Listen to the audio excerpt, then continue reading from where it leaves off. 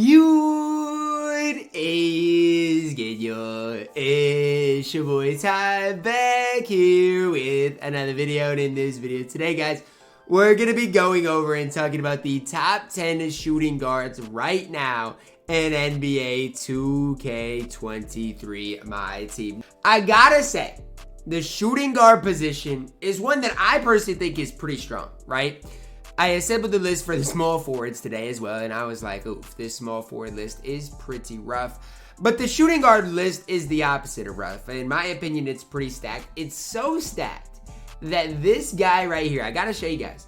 This guy right here, I gotta find him, did not make the cut, okay? This guy here and Trace McGrady didn't make the list, okay? That's my opinion. He came in at number 11 when I did go through things. Some other guys that are really good that didn't make the list, Ron Artest. Really solid guy, a really solid shooting guard that just did not make the list. So as we dive into number 10, if you're new to the channel, make sure you guys smash that subscribe button. We're on the road towards 110,000 subscribers. Galaxy Opal Clyde coming in at number 10. Just a really solid overall card. I mean, defensively, I would like to see his interior and block be a little bit higher, but a good release can get every badge in the game. Playmaker-wise is incredible. Here's my thoughts on Clyde. If we ever get a Dark Matter Clyde, he might be the best card in the game. That's my thoughts on him. Good release. With the Dark Matter, it probably will be on quick. He's 6'7", good frame. His defense will probably be a little bit better with the Dark Matter. That's just my opinion on Clyde. I mean, I didn't get this Clyde Drexler early enough to really get to utilize him, but I've been cooked by Galaxy Opal Clyde before. It's that simple. This card really solid in my team. And if you do use him as that kind of primary ball handler, he can get the job done at honestly any level. Coming in at number 9 for me, Galaxy Opal Jimmy Buckets, 6'7". No hot spots from threes though. And that really does bug me a little bit. 84 3-ball release, way better on current, especially with that lean back. 80 driving dunk, decent standing dunk. But the defense of Jimmy Butler is really the reason you're running this card. Now, I wish his tendencies were a little bit better, especially on current gen where tendencies matter quite a bit. But even with all of those things considered, not the best release. Dribble sigs, not great, right? Release, not the quickest. He's still at number 9. One step ahead of Clyde because of how well he does defend on the perimeter. At number 8 for me, Pink Diamond Ricky Davis. It's still crazy to me how many people are still running this card. But with that being said, this is a fun card. And honestly, I wish we got more cards like a Ricky Davis who, you know, a lot of people nowadays might not even know who Ricky Davis is. I obviously do. He went to Iowa and stuff like that, so I know who it is. But, you know, a lot of people that play my team might not. And so that's the type of cards that I love. Just unique cards in my team, right? Ricky Davis could move absolutely incredibly. Seth Curry base on quick. The only card in my team with the Seth Curry base. Just a fun and unique card in my team. One of the best primary 300s in the entire game. Coming in at number 7, Pink Diamond Kobe Bryant. This Kobe, the other Kobe. I'm not including both of them. They're basically the same card. Card is absolutely elite. This Kobe obviously is better. Hall of Fame, limitless range. Playmaking wise is fine. Defensively, absolutely elite. Here's the deal. Kobe actually, I mean, you look at the card, he comes with the anchor, comes with a lot of those other badges. I mean, look at the total badge count. 51 base badges. When you do fully badge him, get it up to 56. Card is really solid. I just don't like the way Kobe really moves in this year's MyTEAM. Now, again, that is my personal opinion. A lot of people might like the way Kobe moves for them. And honestly, he's got a really good release. So it really just comes down to preference for me. I never really moved well with Kobe, but I'm an honest enough guy to realize how good Kobe Bryant truly can be in the right hands with somebody that knows how to use him. Coming in at number 6, Galaxy Opal Cazzie Russell. I don't like this card, not one bit. But again, I'm a realist. A lot of people really like this card, okay? And the reason he's so high for me is I like his defense, okay? I really do. I think on the defensive end of the court, he's one of, you know, at least above average for the shooting guard list. Shooting wise, obviously, pretty solid. I don't love the LaMelo base, especially with that gross Jalen Green upper where he shoots it on the other side of his body. He's got a decent dribble style, but I don't think he moves that well. He just doesn't fit what I want in a shooting guard. Now, that is my personal opinion. You guys, if you're running Cazzie Russell and if you're good with him, okay, that's fine. I'm just saying for the average person that picks up the game, they are not going to be good with Kaz Russell. And I feel like I play the game nearly as much as everyone else, and I'm not good with Kaz, okay? Now, who comes in at number 5 might be a surprise to some of you guys. I think who I have at number 5 is one of the most underrated cards in the entire game, Pink Diamond Grant Hill. The most underrated card, maybe, in the entire game.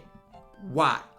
92 speed, 93 lateral quickness, great defensive badges, everything but anchor, 6'8", shooting-wise, perfect, outside of limitless, finishing-wise, has everything you need, 87 3-ball, 92 speed acceleration, 93 lateral quickness, good driving dunk.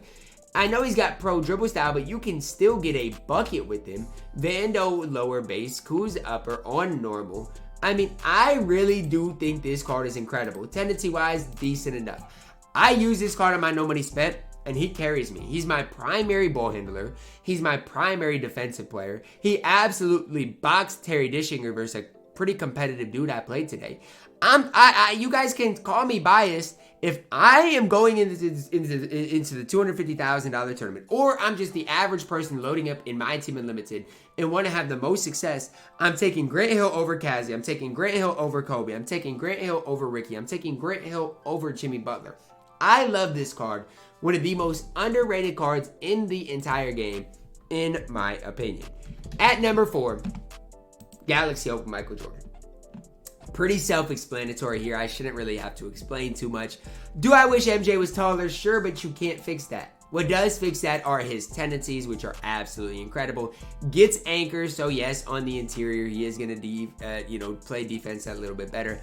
No limitless, no Agent 3. The big thing for me and Michael Jordan and what he needs is he needs this release on quick. I actually think if his release got on quick, it'd be really solid because honestly, his release is easy to green.